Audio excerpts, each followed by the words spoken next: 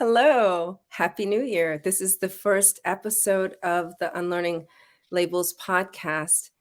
Mira and Peter, hello again. It seems like Hello. it's been ages. It's been ages now. Yeah. Yeah, it's been a long time. And I think January is always long. It's 31 days and everything, all the holidays and everything takes our energy away. So it does look a little bit longer, sorry. And we may look older. Oh yeah, that too. So what are we going to talk about? How do you want to kick off the year?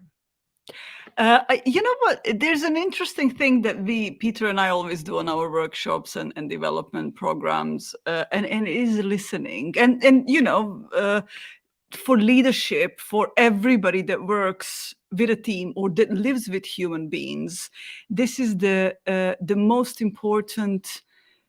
Can I call it a skill? Yeah, for the lack of a better word, a skill to develop for all of us, because there's lots that get lost in translation because we don't really listen to what people are saying, and also we don't listen from which space, from which emotional state are they saying it. So we often misunderstand things. So I mean, what we wanted to talk about today is what it actually means to listen.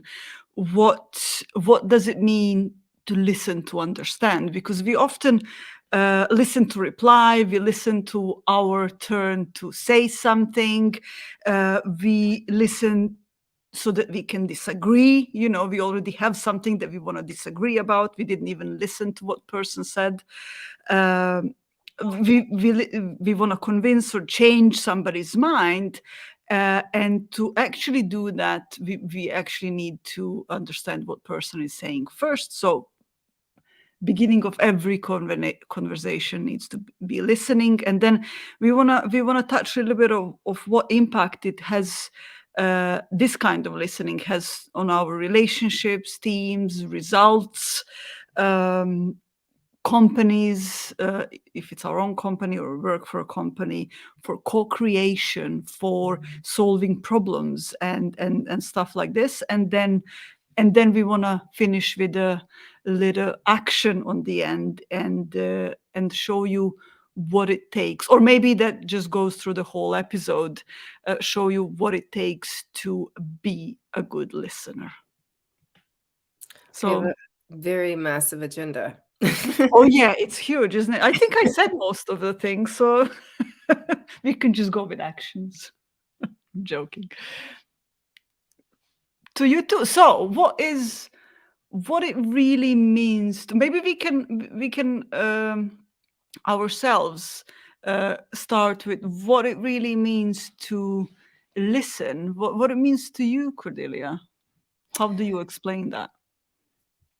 So for me, I guess it also a little bit depends on your learning style, right? How you receive information.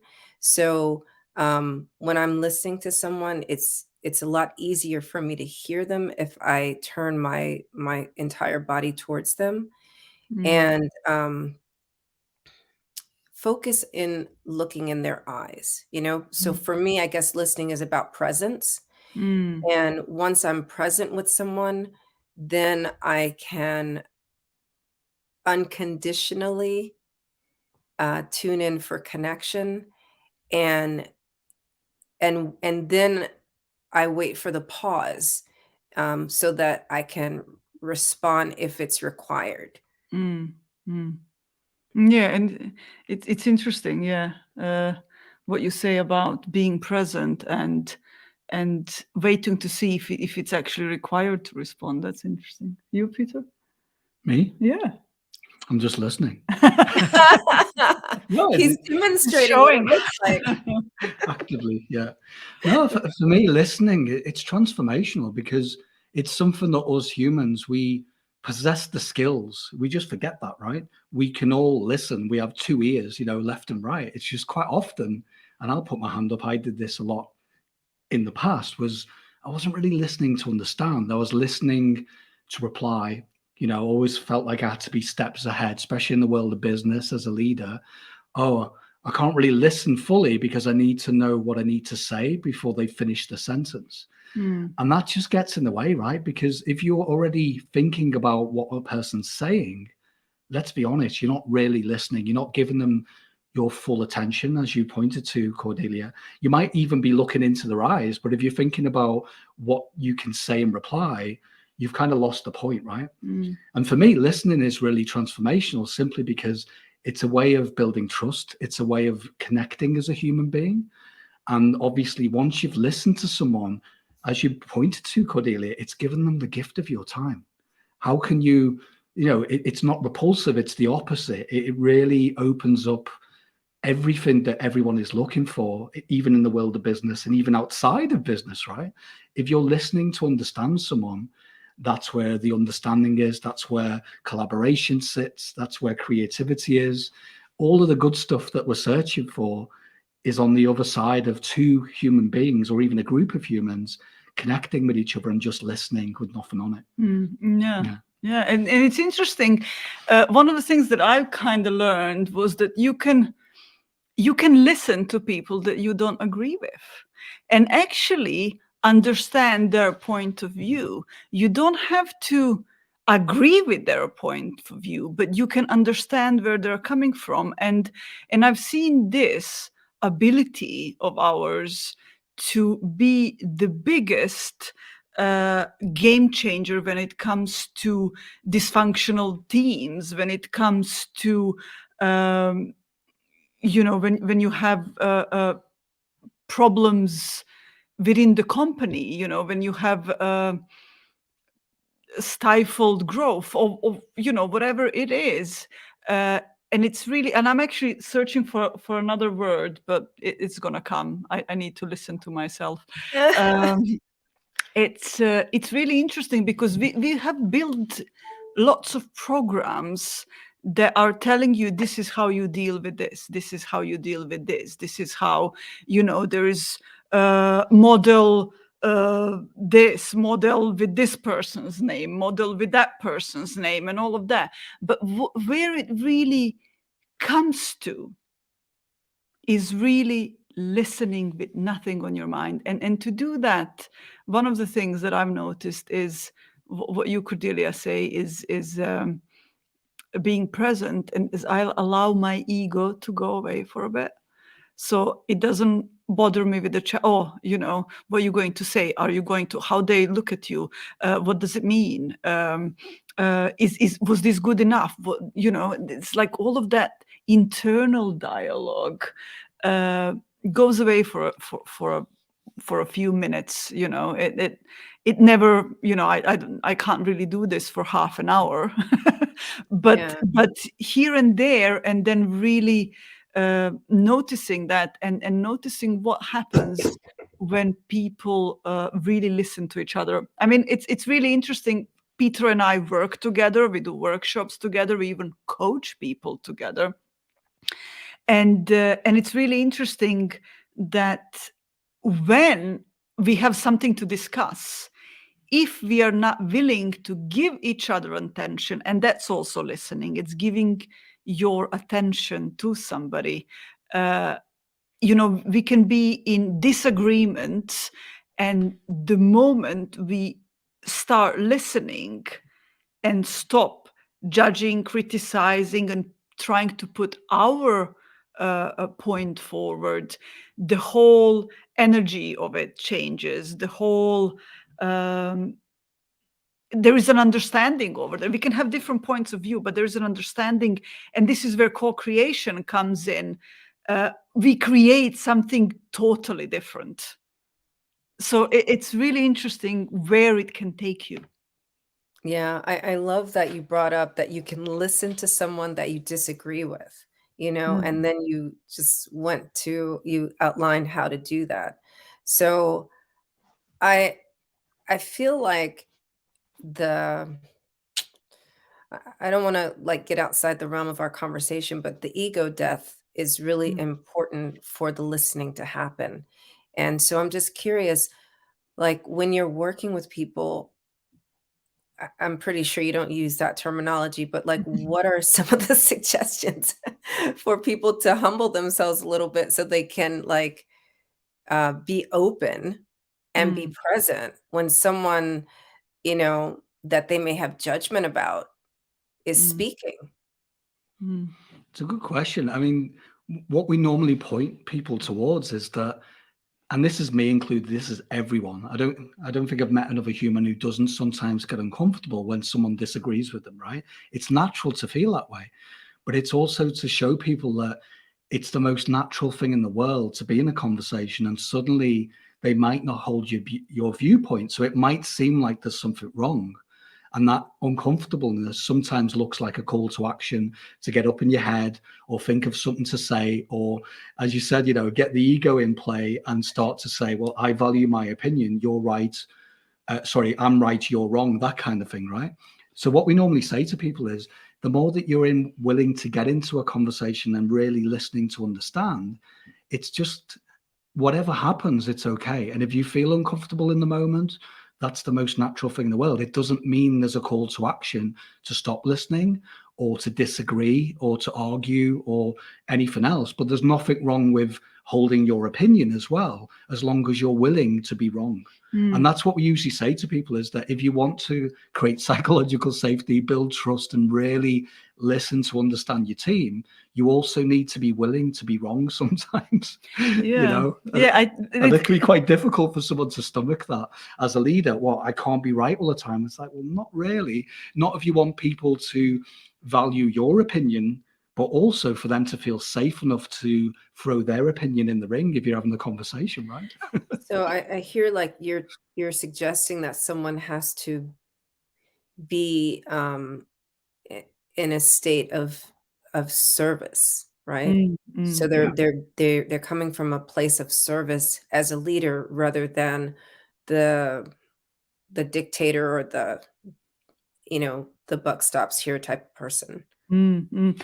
I think it's really being really comfortable with yourself and being comfortable with being uncomfortable. Uh, Create the ability to not react to what you feel, so that you can, it's normal that you have thoughts coming up. You cannot stop thinking. Just the fact that we are humans means that we think, and we often can't control the fact that we think. Not often, but at all, probably. But it's really recognizing what you're doing at the moment and letting go of it.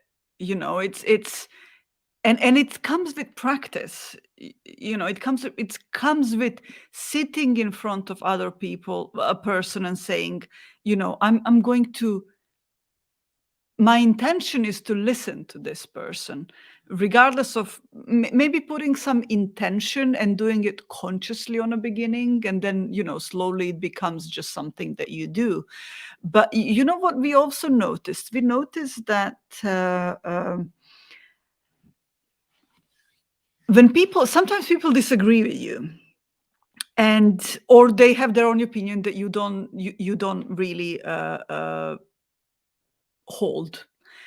And the moment you give them attention, the moment you start listening to them, they start listening to themselves.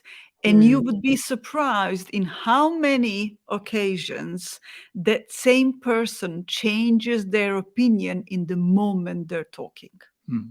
Yeah. just because you gave them the space where they felt safe, and they actually started listening and what it means to them, and la la la, and the same thing can happen, that you realize that you were not right, but that can easily happen in that space, that safe space, because you know ego went for a walk for a moment. yeah. It's I mean, I'm not saying that ego is bad. We all have it. It's part of being human, but it's just really being aware of what's going on in your head, I think. Well, yeah, So it's just just awareness, right? That it's not always going to be comfortable. As you said, Cody, I think let's explore that. Being of service is not just leadership, but an employee, if it's your turn to hold a meeting, it's about holding space. And the only way you can hold space, because you hear lots of people saying that, right? And it's like, what does that really mean? It's just Right. listening to understand, right? Mm. But it's having a willingness to know that you're not going to always be right. You may well be wrong. Someone may challenge you, but it's okay. And the more that you are willing to get uncomfortable in those moments, as Mira said, it just takes practice. We've all had to do it. Me as a young leader, I felt deeply uncomfortable. And there was times when I wanted to run away. I didn't want to hold the space, because I was like, oh my God, You're like, my team don't love me today. What we're going to do?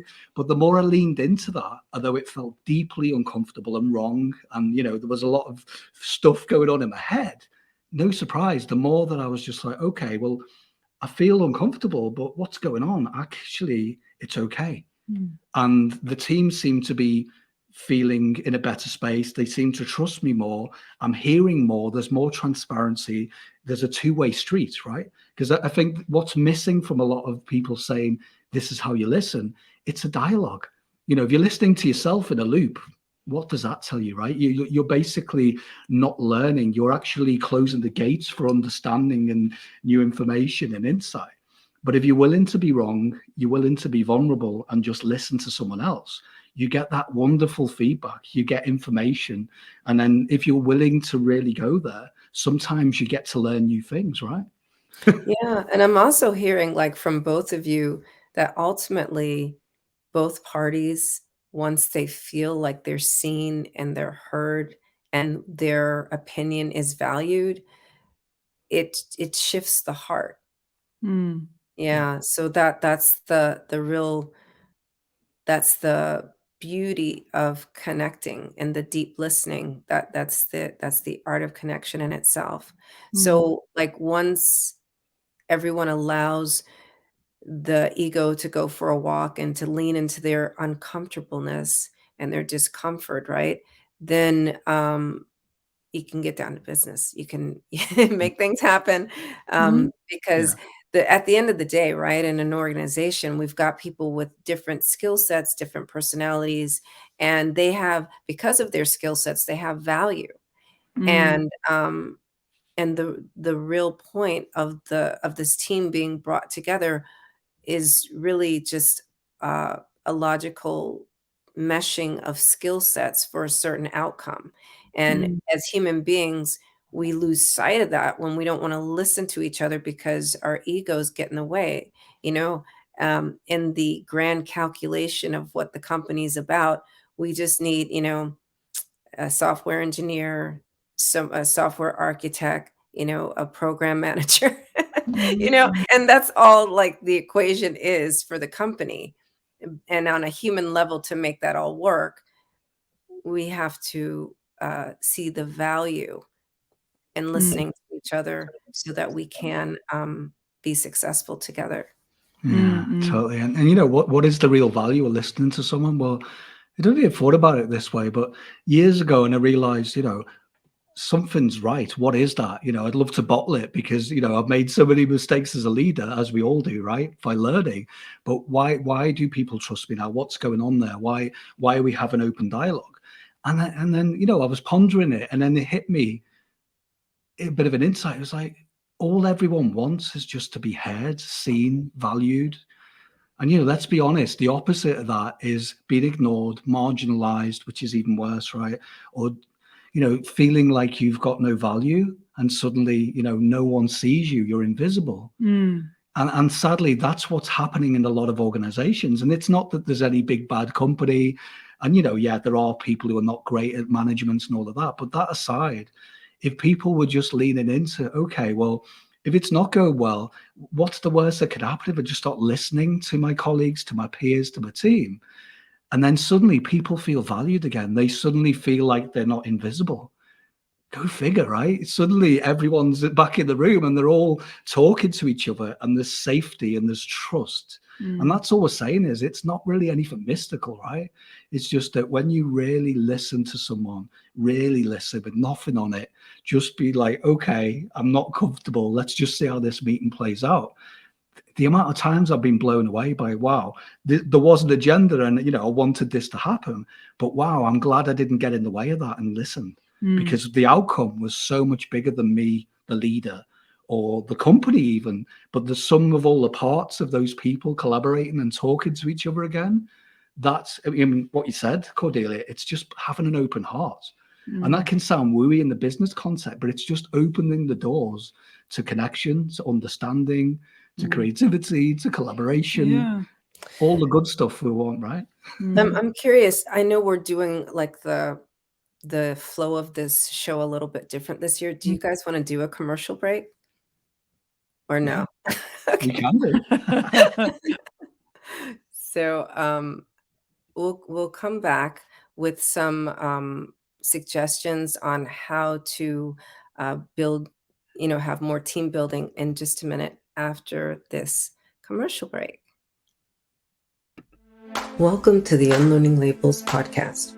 Our mission is to support you to create inclusive and safe spaces for teams to feel valued and do their best work. In each episode, we explore the topics of diversity and inclusion, cultural change, and inclusive leadership development. For more information, visit our website at www.unlearninglabels.com. There you can read our blog articles, listen to previous episodes, and contact us to work with us directly. Now, enjoy the show.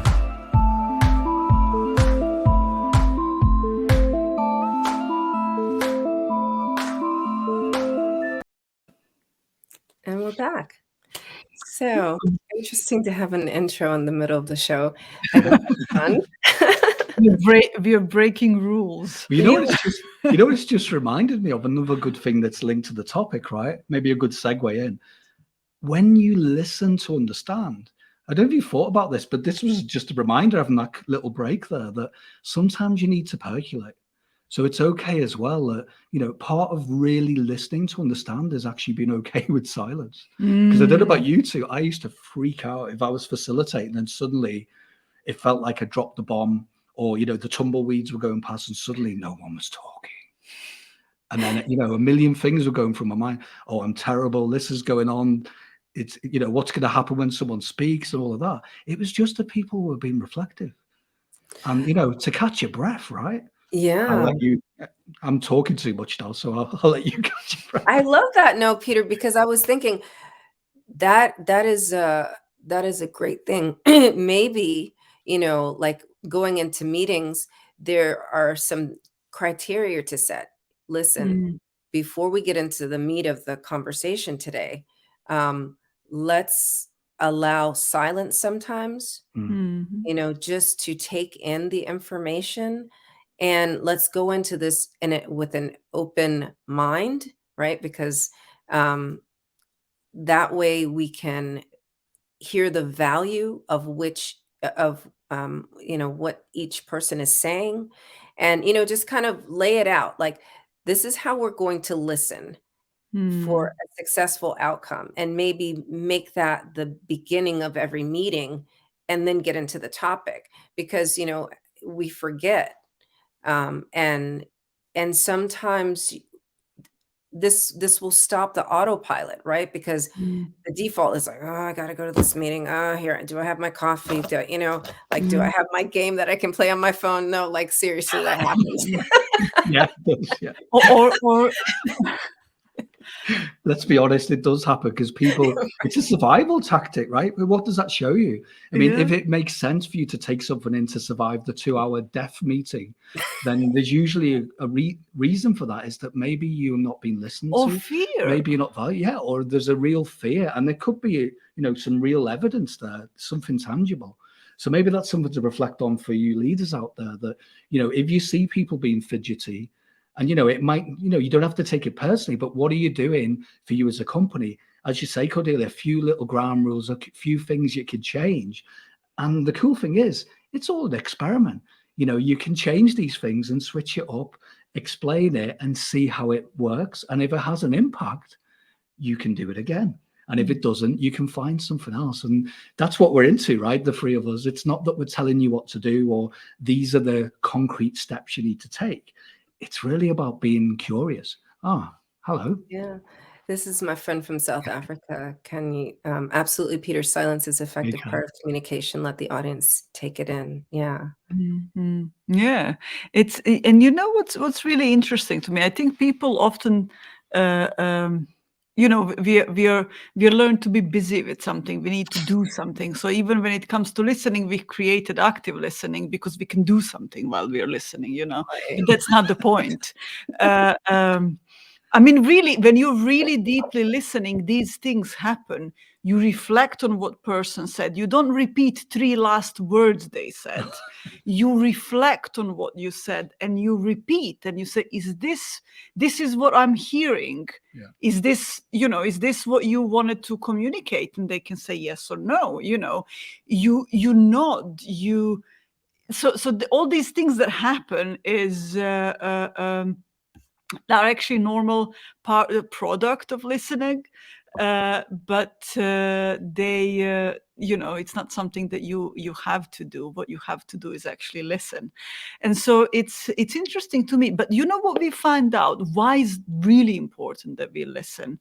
We've seen some really profound transformations happen with people, with leaders, when they do these simple things, when they simply allow few moments to listen. Like but I said in the beginning, we do this listening exercise on the beginning of every workshop, and we've seen people transform. Like we would have 3 months long leadership development program, and so it's some days when we do coaching in a week, and there's some days when there's a full-on training and stuff like that, but it lasts for about 3 months. And we had people telling us in the end, saying the biggest thing happened on the first day when we did listening exercise. And isn't that telling you something? It It really is. does. Susan was saying that she finds that listening to be an art. Yeah. So, and that's really what you're Mhm. describing. It's Yeah. it's like painting a canvas for everyone to have some input. And I hear you saying this part really matters. Mm. Mm, And even more than that, just being willing, being in a state of willingness to collaborate. Maybe mm, that is one of the criteria too. So there could be like a reset during the meeting. Okay, so at the beginning, you know, just to refocus, we're here um, mm, for the purpose of really valuing each person's or each department's input, right?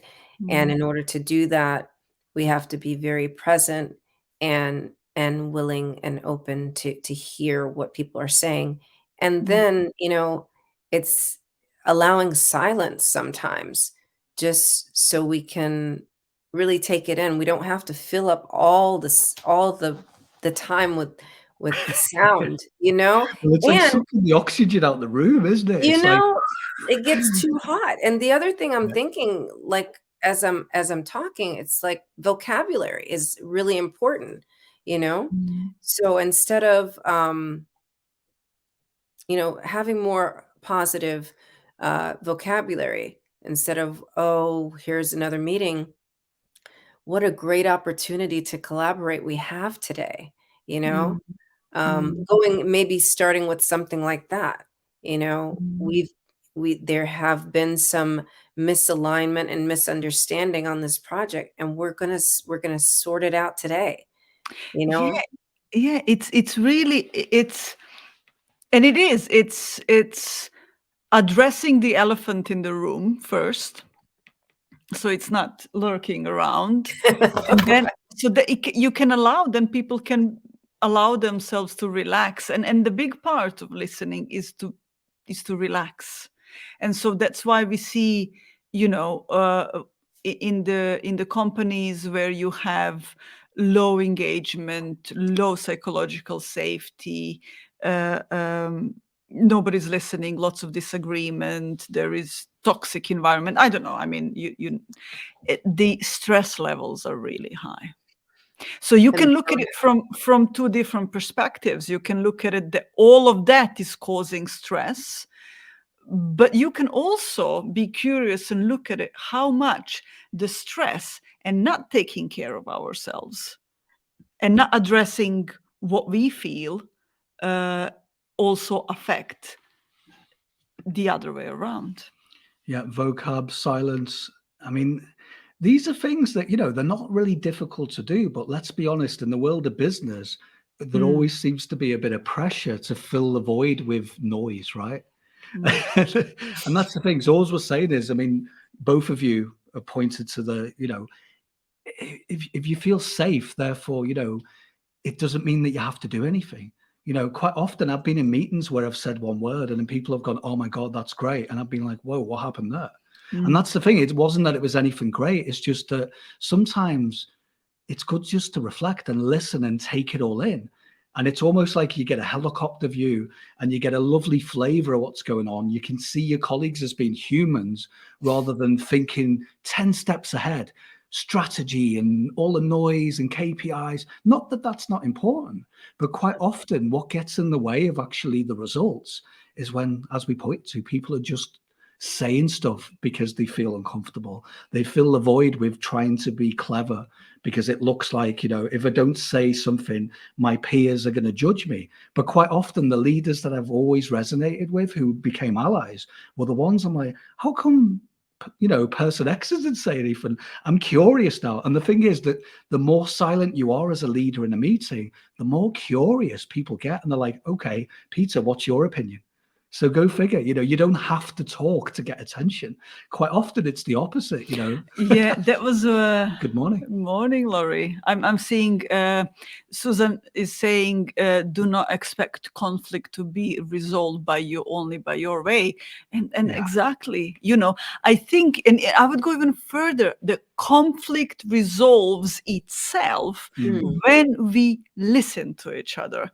And so it's interesting. I can just remember what you said, Peter. Now we were working with two clients, and there was a conflict, and they wanted to split, and we did this from the beginning. It was just a little question for them to discuss, but with listening. Like, you've got 5 minutes, no interruptions. You have to, and listen, and the one person that normally spoke very little in that relationship that I had as business partners suddenly had a lot to say because they had space. And then the other person didn't say much. As a person that always talks a lot and has, always ideas and wants to go in directions, actually had a little to say. And one of the biggest insights for them were, actually, I can have space and I can have attention even if I'm saying nothing. And that changed. That was the beginning of the big change they had. And they're still doing stuff together and doing it very differently now. So it's really interesting what can show up and what's really valuable for companies. It's not waste of time. It's actually buying your time back. Yeah. Yeah. I mean, to really be clear, you need time to reflect, right? You need to percolate. And quite often in the world of business, we're running so fast that how can you even comprehend what's going on? And why should you have to fill the void, like we said, with lots of words? I love meetings where people are just like, let me think about that. And then there's this lovely feeling because people feel safe enough not, there's not that urgency or this sense of, oh my God, who's going to talk next? It's just like, that's an interesting comment. And then suddenly, because everyone's listening, or most people are in the, they're in that connection of understanding, what gets said next, it makes sense. And then it opens the dialogue. Because listening, right, people forget it's a two-way street. It's not a human just noise coming out your mouth. It's you say stuff and then you're like, okay, what do you think? And then it's going back and forth. And that's that interplay, that natural interplay and that human connection. That's where you get stuff done, right? You're pointing to it before, Cordy. when you want to get to business, open your heart, listen, and all of that business stuff will get done much easier than you think, right? Yeah, patience for sure. Yeah. Yeah, I want to just acknowledge Susan and Kanye and Lori for being with us live here Okay. between the two platforms that we're on today in LinkedIn and Facebook.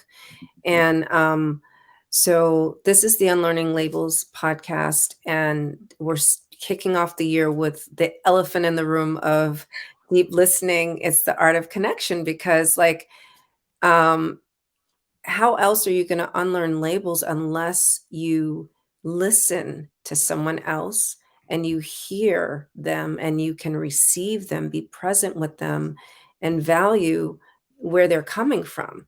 And Peter pointed out, like, by extension, you get to listen to yourself and you hear what it is that you value, because sometimes in all the noise of our head and our making noise with our mouths, we don't even listen to what we're saying. We're just like, you must hear whatever's coming out of my mouth, right?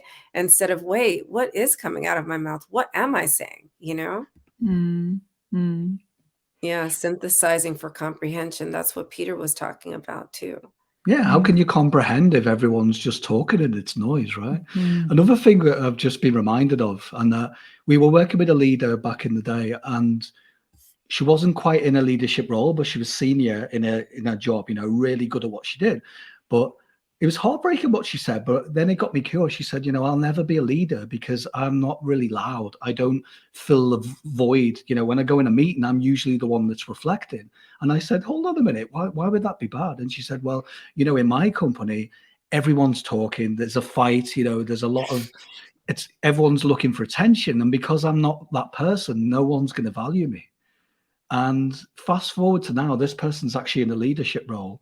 But guess what? They don't feel like they need to talk all the time. The person doesn't feel like they need to grab attention or take all the oxygen. Far from it. So it's amazing to hear, right? That, to be an amazing leader, you don't need to say very much, like we said, it's mostly about holding space. And you talked about it quite early in the conversation, Cordelia. It's about being of service. And to be of service as a leader, it's listening to everyone else and just being okay with the fact of not knowing, being okay with being wrong, but also being okay, well, I don't know what's going on, but I'm going to hold this space in a loving way. I'm going to allow this to happen, but I'm going to take leadership and, let's get the outcome we want as a group. Let's collaborate. Let's get creative. And if you do it that way, most things, problems, they just melt away. I'm not saying that, it's not always easy, but you'll find a lot more consensus, a lot more creativity and collaboration if you're willing to step into that versus trying to control, trying to be right, and trying to reply before someone's even finished the sentence, Yeah. Oh, thank you, Susan. I just saw what she said.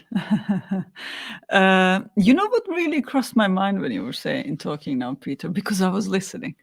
Really, that's one of the things. When you listen to other people, you really get insights, and you don't really have to know what you're going to say next, because there is either something to say or there isn't. And if there is something to say, you'll know what it is. And it's much, much deeper and more impactful than just, I've got to be smart. Absolutely, yeah. The other thing that really crossed my mind is that we're all fighting for attention,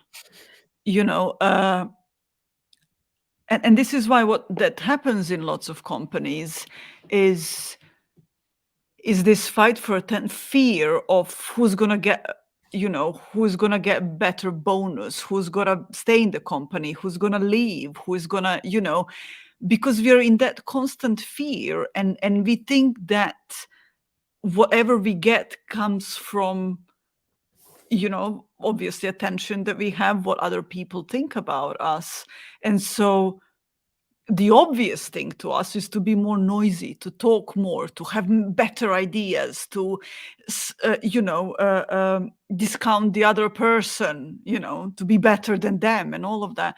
But actually, what we said quite early in the conversation, the when you give attention to other people, when you give them space, what they do to you is the same thing. And so if you really want to be a next level leader, if you really want to change, and I would suggest that you switch the tactics. So what are you saying? Is it's less airtime, more elevating? Yeah. Yeah. And giving other people attention is because that's something that naturally happens. It's not like the other person is calculating, now I'm going to give them attention. But and also when you start listening, people become curious. They feel safe with you, and then they become curious of what do you think, and so it's really interesting. I would experiment with that. I mean, I did experiment a lot, but I would suggest to other people, don't take our word for it. Experiment with listening and really connecting deeply with people and see where it takes you. Well, the answers to everything is being curious, right? Mm. If you're being curious, therefore, I would hazard a guess you're probably listening, right? And you are listening to understand, because curiosity leads to many different things. Creativity, if you're looking for innovation, I'd hazard a guess you'll find it on the other end of listening to that group of people that you're with, right? Versus, oh, I must come up with the solution. Because again, it leads to stress and burnout. If you're a leader and you have that gravity of always being right, go figure, right? It's a horrible ton of bricks to carry around. But if you say, look, team, I don't have the answers, but I've got your back. Let's have a wonderful meeting. I want to hear what you've got to say. Let's throw our ideas in the ring. That's probably how you're going to solve most things, right? Well, we've got some beautiful comments here and realizations. That is, Yeah. I see, like, I didn't put this one up, but it's like acknowledgement, right? And that overcomes fear. And giving love, right? The giving attention to others is a natural act of love. And I know, like, when we're talking about the workplace, it's kind of like, love? What does love have to do with it? But, it's just a nice overall, feeling. it is a nice feeling, and it's a way of being. It's a state of being. And, when you're in a loving presence with your team, sometimes it's as simple as the less you say, the more you speak, because they can feel you, and they know that you're a stand for them and you value them, and it doesn't require actual words. So, yeah. Another thing I thought of, and Mira was talking about this, one of our old mentors, he was sharing a story where he didn't necessarily like networking, for example, right? But he said, this is a great experiment. You should try it. So he started to turn up to events, right? That he didn't like. Yeah, to be fair, he was there because his business partner's wife was like, we need to be there. And he's like, okay, I'll be your partner for it. But what he would do is stand aside and just observe and listen and really just take it all in. And what he noticed is people were like, who are you? I want to speak to you. They'd all I want to know more about you. climb on each other to see him, because they were like, why are you not talking? And then it got to a point where people were curious. And that's what we're pointing at, right? That the more that you're listening and just absorbing stuff and being present, the more people will be really curious about, I want a bit of that. How come you seem so relaxed? How come you're not filling the void with all this noise and going back and forth or trying to come up with an answer? Why are you sitting there all quiet and reflective? Okay, you want to know? And then it opens the dialogue. And he said, I got so many wonderful, loving connections with, business partners, because we were just curious then about, why are we not desperately trying to tell each other, what do you do? That horrible thing, you go to a networking event, it's like, what is your job? And you're like, oh, here we go. Breathe. Right. Yeah. Or you can just, like, show up and, like, not, and just, be. And people are drawn to that, Yeah. I want to ask you, I Cordelia, what do you think about this? Why is it so difficult just to be in the world of business? because of what you said, we have this anxiety. We're, like, on this whole competitive thing, it's like, "Oh, I have to, be seen." And, there's so many different ways that we communicate that we haven't been taught. This is a label to unlearn, right? That nonverbal communication is 80% of a conversation. and that's not stressed in our education. Mm, And when people realize that, then that's the draw. That's mm, what people really are drawn to. And, not to be very woo-woo, but let's just not negate the fact or diminish the fact that we're spiritual beings, right? Mm. And people do feel our vibration. I mean, like, how many times there's that one person that comes into the building and it's like, they're there, right? And it's not in a good way. And Yeah. it's like so, like, you can be that person that people look forward to because they're feeling, like what Susan's saying, the aura is so inviting, right? They're feeling you, and it's like, "Oh, good. Thank God, Cordelia's mm, here, Peter's here, Mira's here," mm, as opposed to that, mm. I'm not going to call out anybody, but I'm sure there's people. So, Yeah, yeah. it's Yeah, it's it doesn't need to be a rat race. And my heart's warming a little bit because I know, there's nothing wrong with making money and scaling up and all of the businessy type buzzwords you hear, right? But if you want to be regenerative and sustainable and do it in a more human centric way and have things, where you're giving back rather than just take, yeah. then this is what we're pointing at, right? It doesn't have to be done at a million miles an hour. And it hazard a guess that, what we pointed to, if you slow down a bit and understand each other, you're more likely to find collective ways of working and more novel things. And that's probably, or well, I wouldn't say probably, that's where I've seen many companies innovate really well because they're just tuned into each other as employees, as a business. And I wouldn't say it's a family, although there's nothing wrong with that. But if you look at your business as an actual human community of Mm, talented people, I don't know if you've heard this, but quite a lot of our tech leaders we've been working with have said, my company isn't the shiny applications and all the servers and all of that. It's actually my people. And the more I listen to them, even though I'm a tech company and we have technology, guess what? The more solutions I find, the more collaborative ways of working, the more psychologically safe workforce I have because everyone feels like they have a vested interest in going forward rather than trying to push something. mm, mm, mm, Yeah. Yeah, so like what I'm hearing and what Susan is suggesting is it's the difference between negative and positive energy, and just mm, staying tuned in. mm.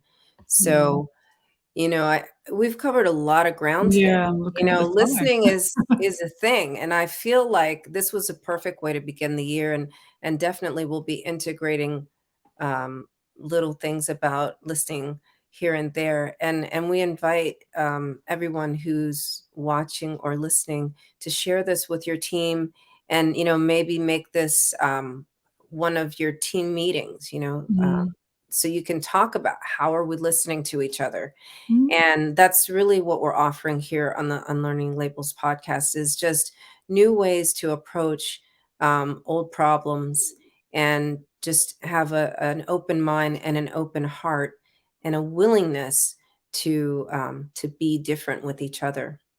mm. So, Mira, Peter, closing thoughts, golden takeaways. No, you know what's interesting though, like we throughout the conversation, I've really settled down and got quite reflective, and I think we've said pretty much everything that we wanted to say. It was lots over there, so I actually suggest people to go back and listen again, because you always get to hear some stuff that you haven't heard the first time, and the other thing is close, start meetings with silence, with some kind of intention, and not the intention we gotta solve this, but the intention we want to listen to each other, we want to really understand what another person is saying, and this is where you're going to solve all your problems. But the other thing is also close it uh, uh, with the moment of listening, because then you get to all of that is said gets to be Mm. processed, and this is where more ideas can come up. Yeah, and it's just thanking and acknowledging your team and your people in the meeting as a facilitator, or even if you're not taking the lead, there's nothing wrong with saying, that was really valuable, and a little bit of a recap is always useful. So people go, wow, yeah, that happened, or this was the input, great. And then leave them to percolate. Because what we quite often see, right, is innocently is, oh, we must rush into the next thing and the next thing and the next thing. It's just like, well, you've done the meeting, you've got some ideas, share it with your team again. And then when you next speak, maybe, tackle the topic again and say, what are your thoughts now? And it's much better than trying to rush into something else, because we're all going way too fast these days. So just a bit of slowing down, I think everyone would really appreciate that. Right? Yeah, and I think it would get, when they say slow down in order to speed up, and it really makes sense. Yeah, and I think more and more people are seeing it. So I think it's the time that more and more people actually start doing something about it. So yeah. Agreed. Any closing words from your end, Cordelia? I guess we're just going to wrap it up with the less you speak, the more you say. Yeah. Until next month, when we're going to surprise you with another topic. Yeah, and I wanted to say, it doesn't have to be, we need now 15 minutes of listening before we start a meeting or anything. No, it can be just a minute or two. It's just really acknowledging the fact that we want to be present with each other. That's it. Yeah. Thank you, everyone who's joining us. Thanks Thank for you, listening. Thanks everyone for who watching. is listening later on. And thank you, Cordelia. It's been a pleasure seeing you again this year. Yeah. I'm looking forward to getting back into the swing with this. All right. Thank you so much for everyone who listened and who was here. you. Share with your teams. Bye. Bye now.